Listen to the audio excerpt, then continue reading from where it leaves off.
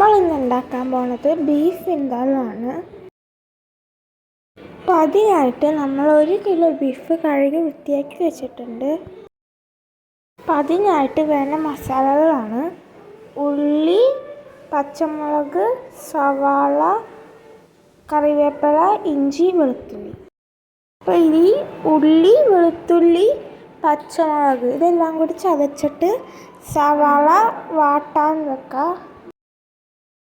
അതിനായിട്ട് മഞ്ഞൾപ്പൊടി, മുളക് പൊടി, കടുക്, ജീരകം, മസാലക്കൂട്ട് ഇതെല്ലാം നമ്മൾ റെഡിയാക്കി വെച്ചിട്ടുണ്ട്.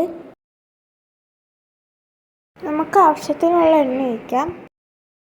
എണ്ണ ചൂടായി കഴിയുമ്പോൾ അതിലോട്ട് സവാള, പച്ചമുളക്, കറിവേപ്പില ഇതൊക്കെ ഇട്ട് കൊടുക്കാം. ഇനി ഇതിനകത്തോട്ട് ഉള്ളി, വെളുത്തുള്ളി, പച്ചമുളക് ചതച്ചത് ഇതിനകത്തോട്ട് ഇട്ട് കൊടുക്കാം. ഉള്ളി ചതച്ചത് ഇതിനകത്തോട്ട് ഇട്ട് കൊടുക്കാം. ഇത് സെറ്റായി കഴിയുമ്പോൾ അരച്ച് വെച്ച മസാല, മഞ്ഞൾപ്പൊടി, മുളക് പൊടി ഇതൊക്കെ ഇട്ട് കൊടുക്കാം. എന്നിട്ട് ഇതിനെ ഒന്ന് മൂപ്പിച്ചെടുക്കാം.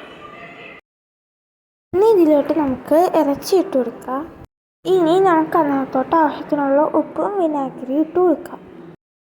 ഇതെല്ലാം നന്നായിട്ട് മിക്സ് ചെയ്ത് കഴിയുമ്പോൾ നമുക്കിത് അടച്ചു വെച്ച് സ്റ്റീം ചെയ്യാം.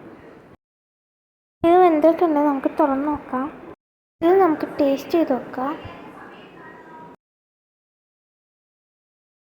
ഇത് നല്ല ടേസ്റ്റ് ഉണ്ട്.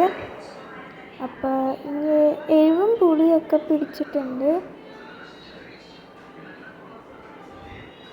അപ്പോൾ ഇത്രയേ ഉള്ളൂ ഇന്നത്തെ വീഡിയോ.